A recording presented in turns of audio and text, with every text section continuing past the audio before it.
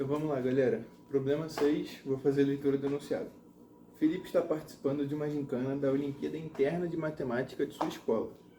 Em uma determinada tarefa, o professor instrui os alunos de que, dentro de uma urna, existem diversos cartões, e em cada cartão está escrito um divisor do número 17.640, de maneira que todos esses divisores se encontrem na urna, em cartões distintos. Há tantos cartões quanto os números divisores do número. O professor irá selecionar aleatoriamente um número da urna, e o desafio dado a Felipe é que ele calcule a probabilidade de tal número ser par ou não ser múltiplo de 7. Felipe acertou, então ele pede a probabilidade dele acertar. Qual a probabilidade do que o professor pedir acontecer? Então vamos lá. Na leitura do enunciado, você já tem que destacar, já tem que pegar o para onde dentro da probabilidade ou combinatória o problema está te levando. E aqui, nessa segunda parte, nesse parágrafo do meio do problema, é para onde a gente tem esse caminho. Ele nos dá a dica para onde a questão quer que a gente vá. Quando ele fala que o número que ele pede, quer pegar, quer dizer, tem que ser par ou não ser múltiplo de 7, ele quer que a gente preste atenção nesse ou, porque em combinatória, o ou pode significar duas coisas, adição e união. Então tem que ficar muito atento nisso. E quando ele fala em união, a gente tem que pensar em mais uma coisa, o princípio da inclusão e exclusão. Se as duas coisas, as duas condições que ele impõe podem existir juntas, tem que analisar o princípio da inclusão e exclusão. Mas antes disso, ele fala sobre números de divisores, e é por onde a gente vai começar. Então eu já deixei aqui que eu quero falar sobre número de divisores.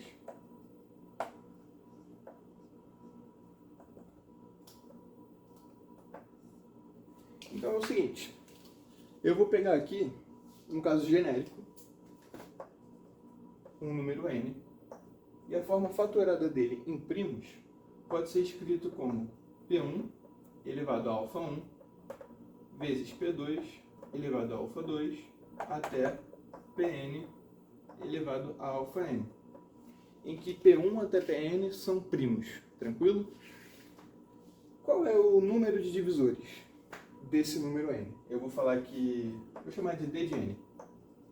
D de n vai ser alfa 1 mais 1, que multiplica alfa 2 mais 2, mais 1, perdão, até alfa n mais 1.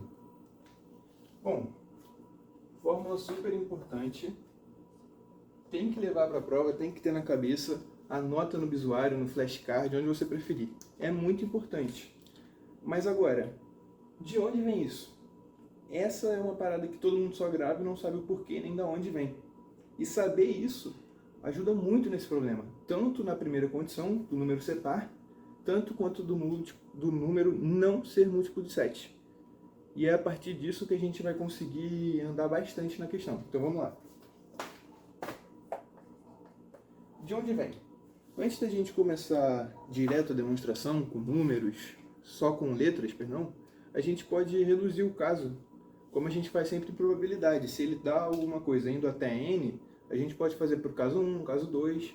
Aqui, como é números de divisores, a gente pode pegar um número que a gente consegue calcular facilmente o número de divisores ou fazer um estudo mais apurado sobre esse número. Nesse caso, eu vou pegar o número 18 como exemplo. Quando a gente escreve 18, o 18 a gente sabe fatorar ele como 2 elevado a 1 vezes 3 elevado a 2, sem problemas. E eu quero que vocês prestem atenção para os expoentes aqui, ó. Eu vou escrever alguns divisores do número 18 e vocês têm que prestar atenção para o expoente. Então vamos começar pelo 9. O 9, ele seria 2 elevado a 0 vezes 3 elevado a 2. O 6 é 2 elevado a 1 vezes 3 elevado a 1. E finalmente, o próprio 2, ele é 2 elevado a 1 vezes 3 elevado a 0. Então percebe, Os expoentes do número 2, eles vão de 0 a 1, somente. Não existe nenhum número dentro de 18 que tenha um expoente no 2 maior do que 1. E já no de 3, ele vai de 0, 1 e 2. Vocês estão percebendo que o número de expoentes possíveis é justamente 1 a mais do que o cara que está aqui? E a mesma coisa para o 3, é 1 a mais do que o cara que está aqui. E é justamente daqui que vem essa fórmula. Porque quando a gente faz o número de divisores de 18, a gente vai pensar agora usando o princípio de contagem da combinatória. Quantas são as possibilidades para o 2? 0 e 1. São duas possibilidades.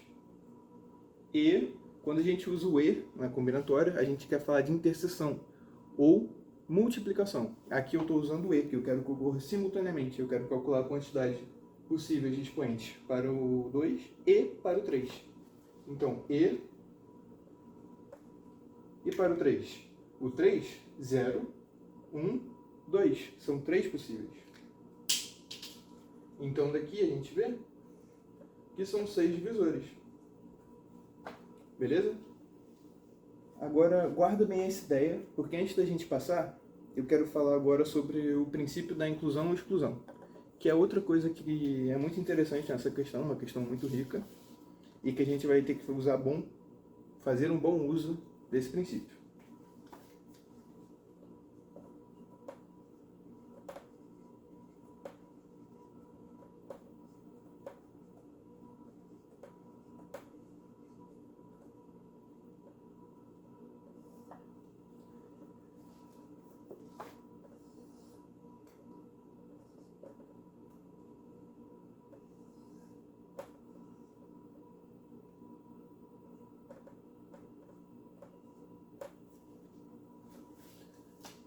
Bom, o princípio da inclusão e exclusão, aqui é um caso simplificado, onde só tem dois conjuntos, conjunto A e conjunto B. Ele consiste em calcular a quantidade de elementos da união desses dois conjuntos, para o caso simplificado. E vamos fazer isso de forma mais simples, que seria somar a quantidade de elementos em A e a quantidade de elementos em B, que é bem intuitivo.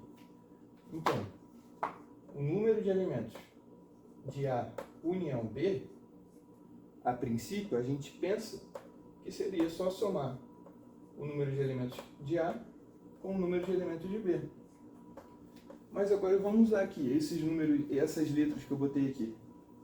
Número de elementos de A, a gente vê aqui que é x mais y. E o número de elementos de B, a gente vê que é y mais z. E se a gente fosse olhar só para o número de elementos de A união B, a gente vê que é x mais y mais z. Mas olha que estranho. Do lado direito dessa igualdade, o y aparece duas vezes. Então a gente não pode somar direto o número de elementos de cada um. A gente tem que tirar as interseções. E é isso que a gente corrige aqui, botando menos n de A interseção B. Esse é o princípio da inclusão e exclusão para dois conjuntos. E é o que a questão cobra. Quando ele fala que o número tem que ser par ou não múltiplo de 7, tem o caso em que o número os dois, é não múltiplo de 7 e é par. Você pode pegar um caso simples, como o número 2.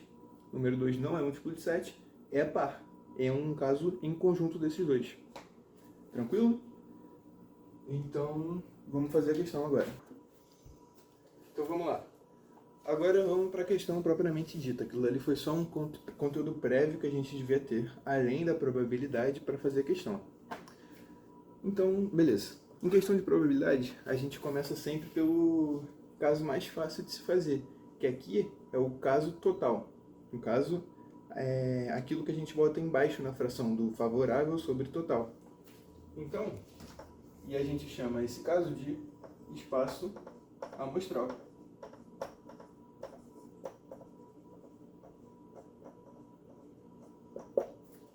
Aqui no nosso espaço amostral, tá feia a letra. Aqui no nosso espaço amostral, ele vai ser os divisores de 17.640. Então, para isso, a gente tem que dividir, fazer a faturação do 17.640 em primos.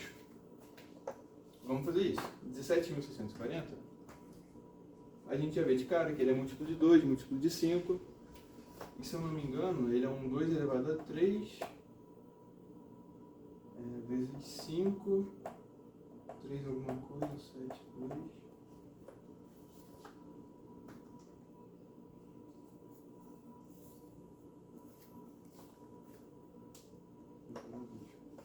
Então é isso daí. Então, como a gente viu anteriormente, a gente pega esses expoentes e soma um a eles e multiplica. Por quê? Vou repetir brevemente. O expoente pode ir de 0 a 3 no 2, de 0 a 1 no 5, de 0 a 2 no 3 e de 0 a 2 no 7. Então vamos lá. O número de divisores desse número vai ser 3 mais 1, 1 mais 1, 2 mais 1 e 2 mais 1 também. Então, número de divisores de 17.640 vai ser 8, 24 vezes 3, 37.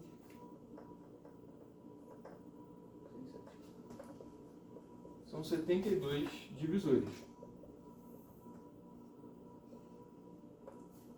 Tive que fazer a continha ali porque ninguém é de ferro, né? Então vamos lá. Daqui, a gente já sabe que esse é um número de cartões que tem na urna, ou seja, é o nosso espaço amostral, porque a gente quer cartões favoráveis sobre o número total de cartões, que é isso daqui. Então, esse daqui é o número de cartões na urna. Nosso espaço amostral está calculado. Agora vamos para os casos favoráveis. Os casos favoráveis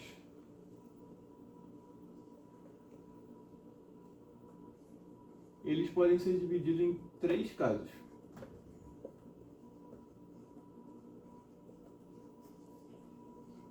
O caso em que o número é par, que a gente vai usar justamente a ideia do número de divisores para fazer isso. Por quê?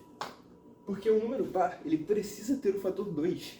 Então, como a gente quer que o cara seja divisor dele, desse cara grandão aqui, e múltiplo de 2, par, a gente precisa que o expoente de 2 não seja 0.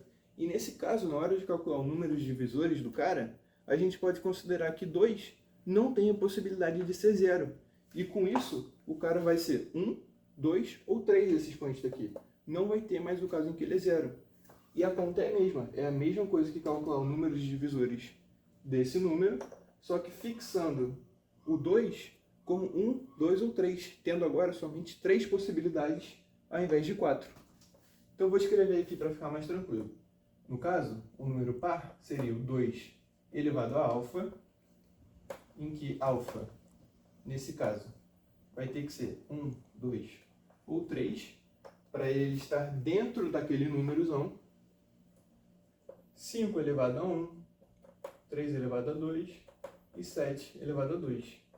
Então, para o número ser par, a possibilidade vai ser ou 1 ou 3 possibilidades para alfa, 2 possibilidades para 5, 3 para o número 3 e 3 para o número 7.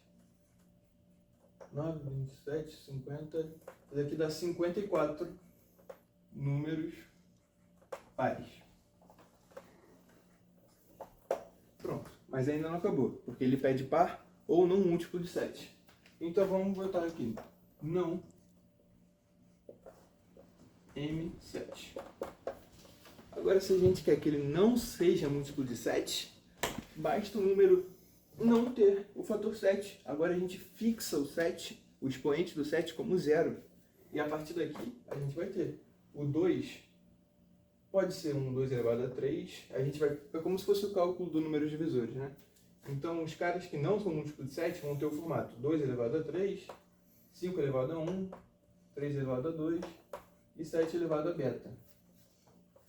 E só uma observação aqui, que eu não sei se ficou claro, é que é claro que esse cara não múltiplo de 7, ele realmente pode não ter o fator 2, pode não ter o fator 5, eu só estou escrevendo aqui para ficar mais mecânico esse cálculo do número de divisores, tranquilo? E já aqui nesse caso, o beta, ele é 0, porque a gente quer que ele seja não M7, tranquilo? Então, nesse caso, a gente fica com 4 possibilidades de expoente para 1, 2 possibilidades de expoente para 5, 3 para o número 3 e uma que é o próprio zero. Não vai botar zero aqui, né? Porque senão vão ter 0 números múltiplos de 7, a gente sabe que não é isso, né? Pode ver o 2, por exemplo.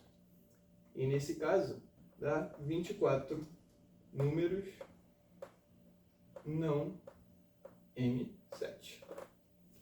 E finalmente, nosso último caso é o caso da interseção. É aquele princípio da inclusão e exclusão, aquela meiuca que é contada 2 vezes quando a gente soma esses dois.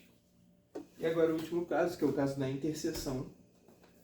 A gente precisa calcular essa interseção porque se a gente só somasse esses dois, realmente daria aquela soma do conjunto inteiro que eu mostrei para vocês. Mas a interseção, aquela meiucazinha, é contada 2 vezes. E a gente precisa retirar essa interseção.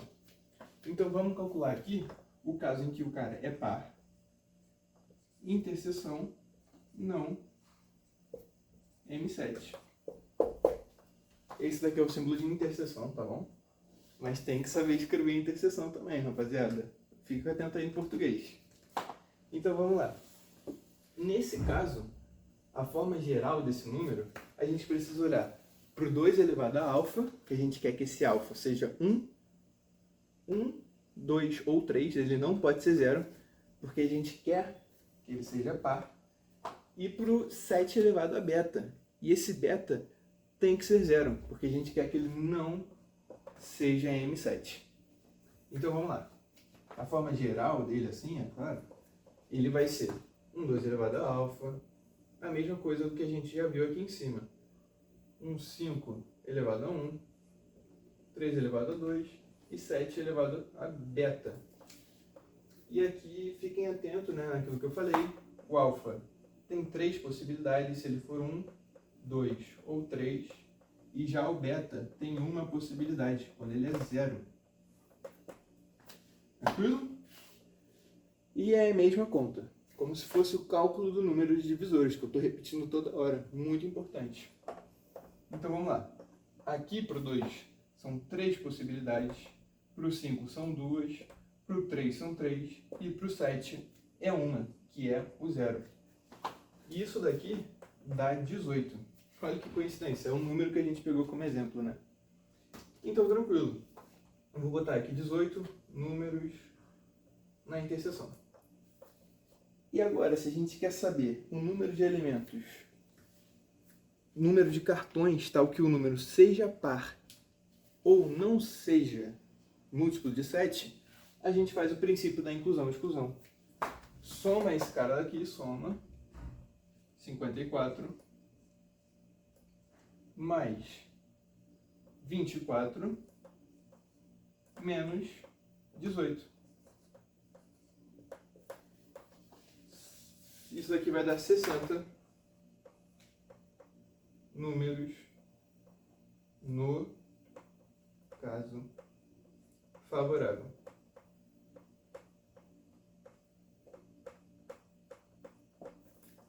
Pronto. Agora que a gente tem nosso espaço amostral e nossos casos favoráveis, a gente consegue calcular a probabilidade usando a sua definição, que também tem que estar, ó, na veia, no sangue. Então, finalmente, a probabilidade, nossa probabilidade, vai ser casos favoráveis sobre, quanto dá isso? Casos totais. Vamos simplificar, dá por 6. Aqui fica 10, dá por 6. Aqui fica 36, fica 12. Então a probabilidade é 5/6 de ocorrer. Então, se o nosso amigo Felipe é realmente bom em matemática, acertou a questão, ele marcou a letra B, 5/6 de chance de acontecer.